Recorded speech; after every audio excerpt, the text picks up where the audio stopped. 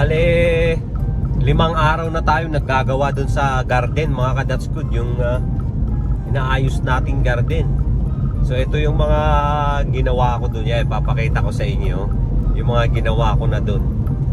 Hindi ko kasi madiretso na binidyohan mga ka-Datskud dahil nakalimutan ko dahil busy na ako dun sa paggawa sa garden. So ito yung mga ginawa ko dun mga ka-Datskud, kasi naglilinis-linis pa lang naman. Hindi pa talaga nagtanim ng mga halaman. Ang ginagawa ko pa lang, naglilinis pa lang, tinatanggal ko pa lang yung mga patay na sanga ng mga halaman, ganyan, yung mga nalaglag na dahon sa lupa nung autumn. Yun yung mga ginagawa ko pa lang mga ka-Datskud.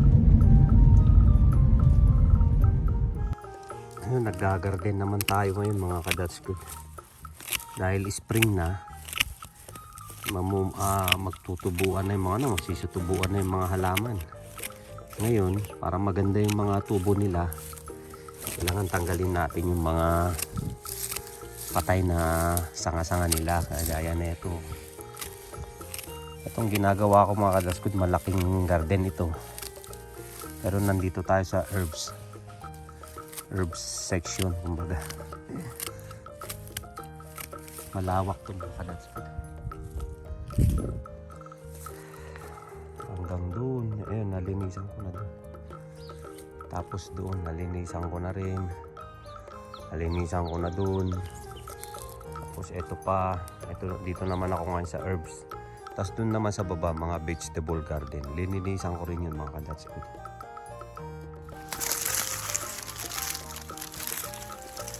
Ito naman, pinapagpag ko lang para matanggal yung mga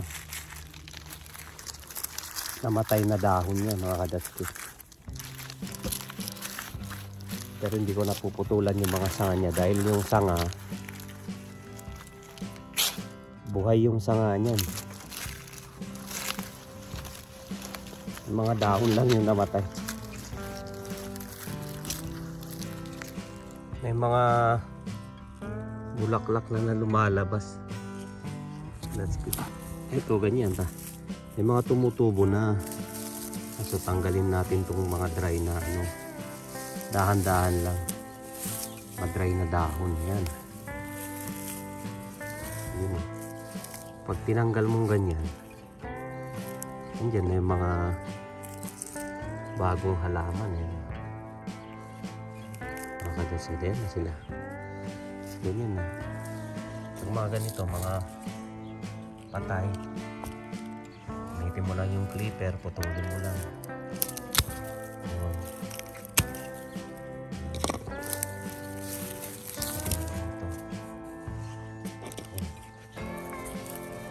Ito naman talagang tulin talaga tong mga sanga niya dahil patay na. Kasi dyan sa ilalim niya tumutubo na sila. Tumutubo na. Ito pinuputol. Yan. Ganyan lang mga ka-Datskud. Yun Ito gamit ko clipper. Talas to.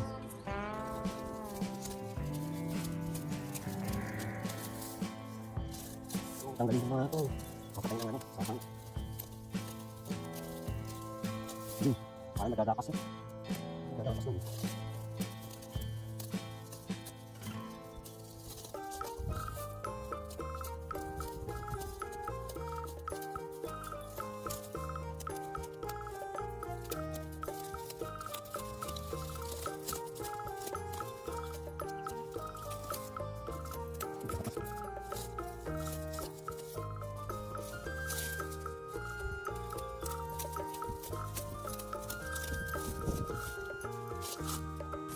Ayan kasi may mga tumutubo na siyang dahon. Kaya dapat tanggalin yung mga sanga. Ito naman, may mga dahon na rin maliliit. Ito yung ginagawa nating garden ngayon mga ka-Datskud. Bale pang-4 na araw ko na. 4 na oras. Ako isang araw. Sa isang araw mga ka-Datskud. Ito, nalinis ko na to. Mga bulaklak na, bulaklak pala yan. Tsaka ito, ang ganda ng mga bulaklak, oh. Ayan, oh.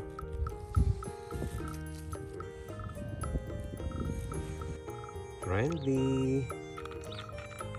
Kainin natin tong kaibigan natin pusa, mga kadasmi. Ano lang to eh, pusa ng kapitbahay, kaso pumupunta rito sa garden. Pakainin natin, no? Pagkain ng pusa rito eh.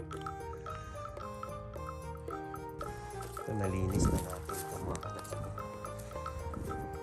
Ito, nalinis na. Nalinis ko na to. Maling ginagawa natin ngayon, ano lang muna, puro linis. Linis lang muna. Tinatanggal yung mga ano, tuyong dahon ng mga halaman, tsaka yung mga sanga-sanga nila. Yan, natapos na rin dito. So dito na tayo. Dito na tayo sa herbs. Yan, mga kadats ko.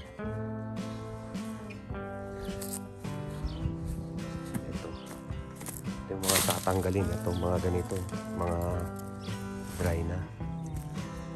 Ito naman, ano lang to, gugupitan. Lavender, mga kadas ko dito.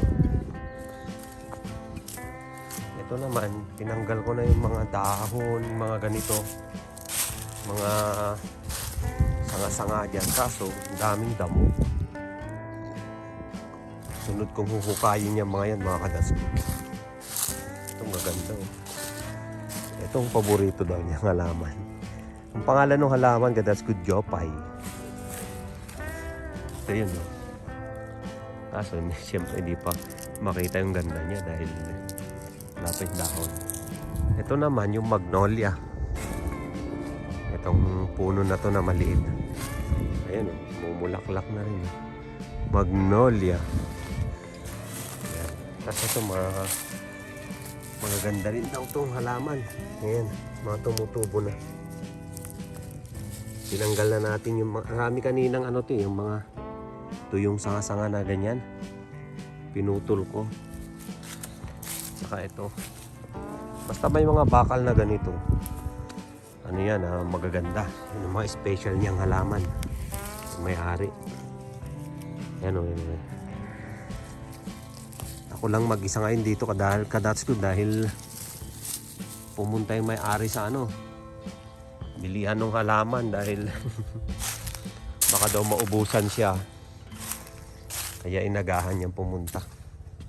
Ito, lilinisan ko rin to. Ito, lamb's ear tawag naman niya rito. Tanggalin yung mga patay.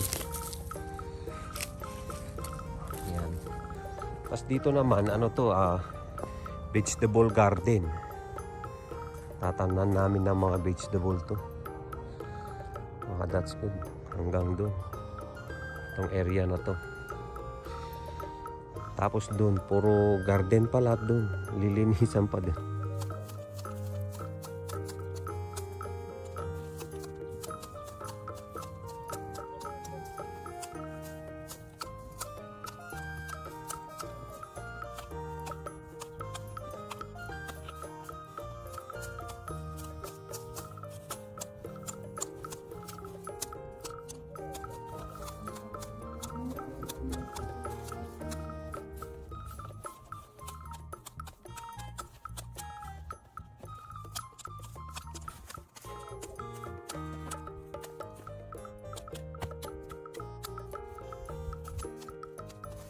Break time muna, mga kadats good.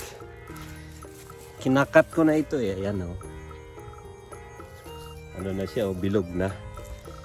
Ngayon break time muna tayo dahil dinalhan tayo ng kape tsaka biskwit. Upo muna tayo rito sa magandang upuan, oh. Dinalhan tayo ng kape, mga kadats good, ng ano, ng may-ari. Ayan, oh.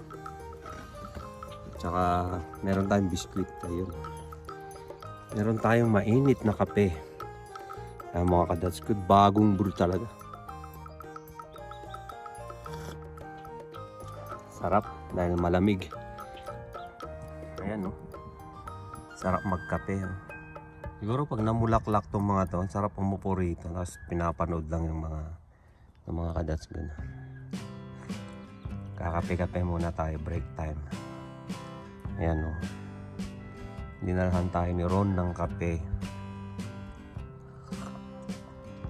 Yung asawa niya naman pumunta sa bilihan ng halaman mga ka-that's good.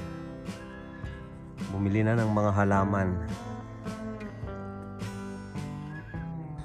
Ang sarap pala nung biscuit na to. Then, hanapin ko ngayon sa Costco.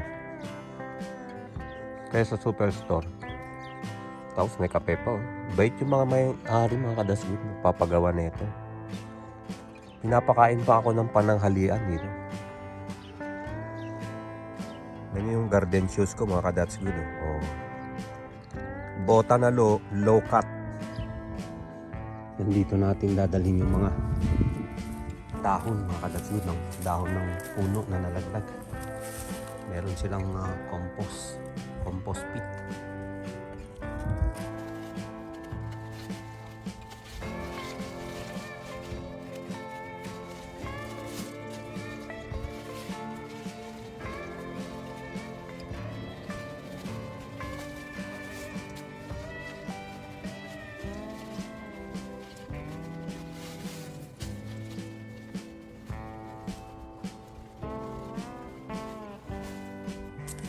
Ito lang iingatan mo sa halaman na to eh.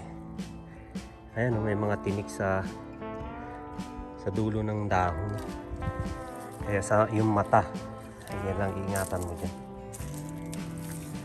Dami ko na naman natanggal na dahon. Ayan. So, malinis na to. Itong loob niya. Wala nang mga dumi. Pag ganun na ako mga ka-that's good. Punta na ako dun.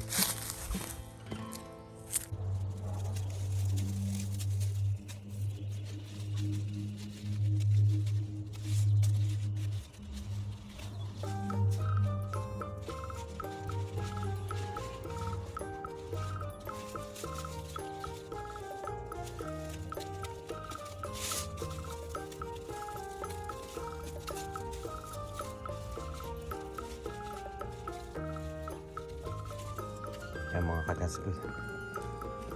Inipon ko muna lahat sila rito sa trailer. Mga dumi. Tapos dadaling ko dun sa ipunan natin. Ayan. Ayan yan. Oh. Hihilain ng traktor. Ayan mga ka-that's good. Yan ang panghakot ko. Gamitin ko naman itong looper. Pangputol ng mga sanga-sanga rito. Medyo marami-rami na mga ka-that's good. Dito lang ako nahirapan sa mga maalikabok. Ang dami palang mga gagawin sa mga ilalim ng mga halaman mga ka-that's good. Parang andali lang pero madaming mga tinatanggal sa ilalim. Lunch muna mga ka-that's good. Ayan. Nananghalian muna tayo. Ayun, maambun-ambun mga ka-that's good. Yan, maaga tayong lumabas sana kanina kasi lumabas na ako kanina. Kaso kinansel yung trabaho ko sa garden mga ka-that's good. Dahil nga uulan nga daw. Hindi kasi maganda magtrabaho sa garden mga ka-that's good pag maulan. Kinansel yung trabaho ko sa garden. Si Lunes na ngayon dito kung mga ka-that's good. Walang trabaho mula nung Friday, Sabado, tsaka Sunday kasi yung Holy Week mga ka-that's good. Kaya walang trabaho. Tapos ngayon sana kaso kinansel ng may-ari dahil mulan. Mga ka-that's good. Ang na-enjoy ko na pa naman yung trabaho sa garden mga ka-that's good. Kahit marami akong sugat. Ang dami ko ng mga sugat mga ka-that's good no? Mga tinik ng halaman, mga sugat pati sa binti ko ang dami. Pero hindi pa naman ako yung nasusugatan sa paa. Mga gas-gas lang mga ka-that's good. Wala pa naman yung malalalim na matitinding sugat. Mga ka-that's good. So yun yung trabaho ko na isa. Na idagdag yun. Parang aksidente na trabaho. Dahil hindi naman ako nag-o-offer ng landscaping mga ka-that's good, o kaya yung hardinero o kaya gardener. Hindi ako nag-o-offer. Ang ino-offer ko yung house cleaning, di ba? Kaso yung isa kasing nililinisan kong bahay mga ka-that's good na every 2 weeks ay may malawak na garden. Kaya sabi niya sa akin, ako na rin daw yung maggawa sa garden niya dahil kumbaga parang pinagtitiwalaan na niya ako mga ka-that's good. Ngayon sabi niya, gawin mo na yung garden ko, sabi niya. Babayaran kita ng $30 per hour. Kahit mga 4 hours ka lang sa isang araw, sabi niya sa akin. Kaya pumupunta ako doon araw-araw mula alas 9 ng umaga, 10, 11, 12, tapos hanggang mga alas 2 ng hapon mga ka-that's good. Kaso meron akong break time na 1 oras, kaya 4 na oras lang yung binabayaran sa akin. Kaso ang nangyayari mga ka-that's good, pati yung break time binabayaran na niya. Tapos may tip pa ako ka-that's good pag pauwi na, may dagdag na $20 mga ka-that's good. Mabait yung nagpapagawa sa akin ng garden mga ka-that's good. Mababait sila. May mga ano pa ako mga ka-that's good, binibigyan ako ng mga chocolate, ganyan, mga tsaa, kape, baon ko pa uwi mga ka-that's good. Ayun, $30 per hour mga ka-that's good. Ang laki pa nung gagawin ko, hindi ko pa tapos. Napaaga nga yung paggawa namin ng garden dahil minsan kasi pa snow pa, tapos sobrang lamig pa. Pero okay lang dahil piniprepare ko pa lang naman yung garden mga ka-that's good. Marami akong itatanim doon, mga herbs, mga flowering plants mga ka-that's good, tapos mga vegetable. Maraming itatanim doon. Ngayon dahil hindi tayo nagtrabaho doon sa garden, magbibiyahe tayo sa DoorDash mga ka-that's good dahil wala rin tayong linis ng bahay ngayon. So bibiyahe tayo sa DoorDash mga ka-that's good. Yung DoorDash, yun yung food delivery dito. Parang kumbaga sa Pilipinas yung Grab Food tsaka yung Food Panda, ganun mga ka-that's good. Mga ka-that's good, i-follow nyo ako tsaka i-like nyo yung page ko sa Facebook, yung bago, yung Kelowna, Pinoy Adventures in Kelowna mga ka-that's good. Dahil nandun, araw-araw ako dun nag-a-update. Tsaka marami akong mga exclusive content na dun lang makikita sa page na yon. Tapos magpapalaro ako mga ka-that's good. May mga pa-games ako doon, yung mga pa-premyo mga ka-that's good. Magla-live ako tapos pa-games ako. Ang naisip kong games yung yung hulaan. May box ako tapos lalagyan ko ng item sa loob tapos aalog-alugin ko. Hulaan nyo lang kung ano yung laman, ganun. O kaya pwede kayo mag-suggest mga ka-that's good kung anong games. Ano kayang games mga ka-that's good? Yung yung magandang ipalaro, tapos yung gustong-gusto nyong laruin doon sa sa live natin sa Facebook Live mga ka-that's good. Papalaro ako doon. I-follow nyo ako doon tsaka i-like nyo mga ka-that's good.